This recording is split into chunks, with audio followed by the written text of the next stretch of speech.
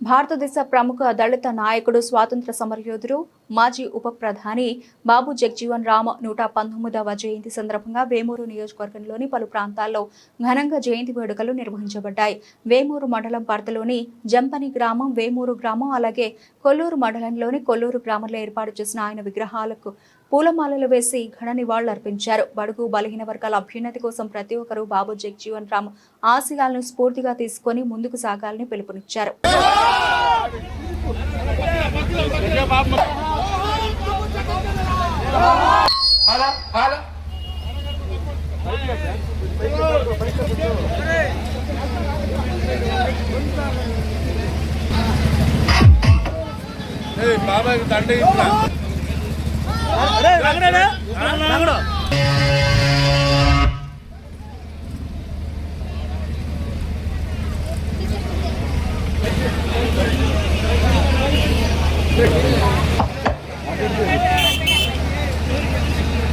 నూట 18వ జయంతోత్సవాన్ని పురస్కరించుకొని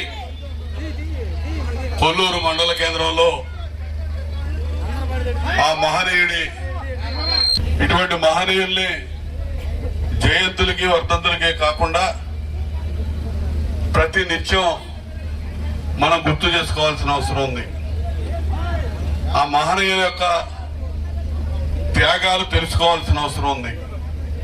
మనం తెలుసుకోవడమే కాదు, ఆదర్శవంతమైనటువంటి జీవితం గురించి చెప్పాల్సిన అవసరం కూడా ఉంది.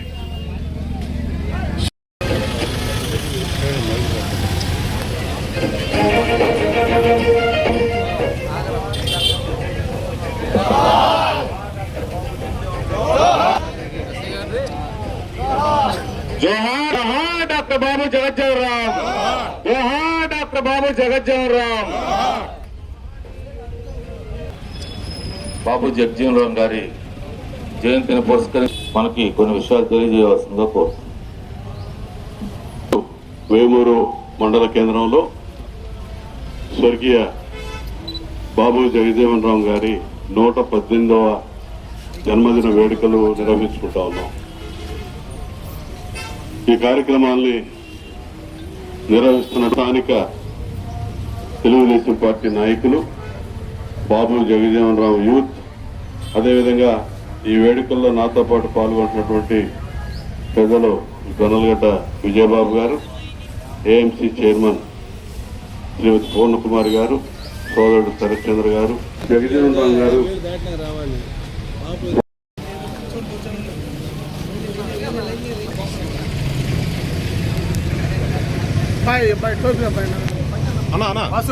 పక్కన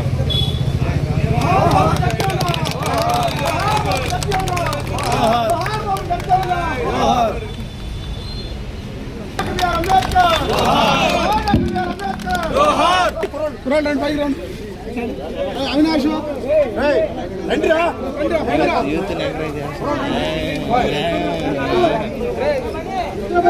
శ్యాము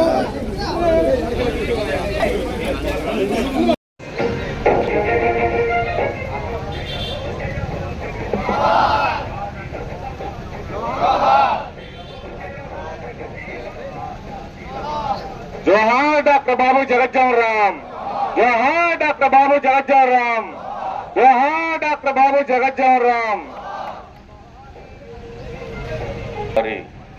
జయంతిని పురస్కరించుకుని మన గ్రామానికి జగజ్జీవన్ రామ్ గారి విగ్రహానికి నివాళులు అర్పించిన ఆనందబాబు గారికి స్వాగతం పలుకుతూ డాక్టర్ బాబు జగజ్జీవన్ రామ్ గారి గురించి మనకి కొన్ని విషయాలు తెలియజేయవలసిందిగా కోరుతున్నాం. ఈరోజు వేమూరు మండల కేంద్రంలో స్వర్గీయ బాబు జగజ్జీవన్ రామ్ గారి 118వ జన్మదిన వేడుకలు నిర్వహించుకుంటా ఉన్నాం. ఈ కార్యక్రమాల్ని నిర్వహిస్తున్నటువంటి స్థానిక తెలుగుదేశం పార్టీ నాయకులు, బాబు జగజ్జీవన్ రామ్ యూత్, అదేవిధంగా ఈ వేడుకల్లో నాతో పాటు పాల్గొంటున్నటువంటి పెద్దలు గొనలగడ్డ విజయబాబు గారు, అందరూ కూడా పేరు పేరున నమస్కారాలు తెలియజేస్తా ఉన్నా. స్వాతంత్ర అనంతరం ఏర్పడినటువంటి స్వతంత్ర భారతావనిలో ఒక కేంద్ర మంత్రిగా అనేక రకాల సేవలు అందించినటువంటి వ్యక్తి. దళిత బడుగు వర్గాల యొక్క వాణిని పార్లమెంటు వేదికగా అనేక పర్యాయాలు పోరాటం చేసి అన్ని రకాలుగా రాజ్యాంగ పరంగా వచ్చినటువంటి హక్కులన్నీ కూడా మనకు అందే విధంగా రక్షణగా నిలిచినటువంటి వ్యక్తి బాబు జగజీవన్ రామ్ గారు. కేంద్రంలో అనేక శాఖలకి మంత్రిగా చేశాడు. దళితుడు కాబట్టి ఏదో సాంఘిక సంక్షేమ శాఖతో పూర్తి అవ్వాల ఆయన జీవితం రాజకీయంగా. ఆయన చేయని పదవంటూ లేదు కేంద్రంలో. వ్యవసాయ మంత్రిగా, రైల్వే మంత్రిగా, తంతి తపాలా శాఖ మంత్రిగా, డిఫెన్స్ మినిస్టర్గా అన్ని శాఖలు కూడా ఎంతో చిత్తశుద్ధితో తనదైన ముద్ర వేసి పరిపాలన చేసినటువంటి వ్యక్తి జగజీవన్ రామ్ గారు. ఉప ప్రధానమంత్రిగా పనిచేశాడు. ప్రధానమంత్రి అవకాశం పూర్తిగా చేతిలోకి వచ్చి చేజారిపోయినటువంటి పరిస్థితి. కేవలం దళితుడనే ఒకే ఒక్క కారణంతో ప్రధానమంత్రి కాలేకుండా అన్ని అర్హత నుండి కూడా కాలేకపోయినటువంటి పరిస్థితులు మన దేశంలో ఉండటం అనేది చాలా బాధాకరమైన అంశం. మరి ఆ రోజు ఈ మహనీయుడు చేసినటువంటి సేవలు సుదీర్ఘకాలం పార్లమెంటేరియన్గా, అత్యధిక కాలం పార్లమెంటేరియన్గా పనిచేసినటువంటి జగజీవన్ రామ్ గారు మనకు అందించినటువంటి సేవలు, మన కోసం చేసినటువంటి త్యాగాలు, కృషి మనం నిరంతరం గుర్తుంచుకోవాల్సిన అవసరం ఉంది. జయంతి రోజు, వర్ధంతి రోజులే కాకుండా ప్రతినిత్యం ఆ మహానుభావుల యొక్క మనం గుర్తించి ముందుకు పోయినప్పుడే నిజమైన నివాళులు అర్పించిన వాళ్ళు అవుతామని చెప్పి ఈ సందర్భంగా తెలియజేస్తూ, విచ్చేసిన మీ అందరికీ ఆ మహనీయుడి జయంతి సందర్భంగా శుభాకాంక్షలు తెలియజేస్తూ ఆ మహానుభావుడికి హృదయపూర్వక శ్రద్ధాంజలి ఘటిస్తా ఉన్నాను. Thank you. 118వ జయంతోత్సవాన్ని పురస్కరించిన youth, Telugu Desam party, అదేవిధంగా క్రిస్టియన్ యూత్ ఆధ్వర్యంలో ఆ మహనీయుడి యొక్క జన్మదిన వేడుకలు నిర్వహిస్తున్నటువంటి ఒక్కరికి పేరు పేరున అభినందనలు, ధన్యవాదాలు తెలియజేస్తా ఉన్నా. ఈరోజు బాబు జగజీవన్ రామ్ గారు ఉప ప్రధానిగా పనిచేసినటువంటి వ్యక్తి. దేశంలో అనేక కీలకమైన శాఖలకి కేంద్రంలో మంత్రిగా పనిచేసినటువంటి వ్యక్తి.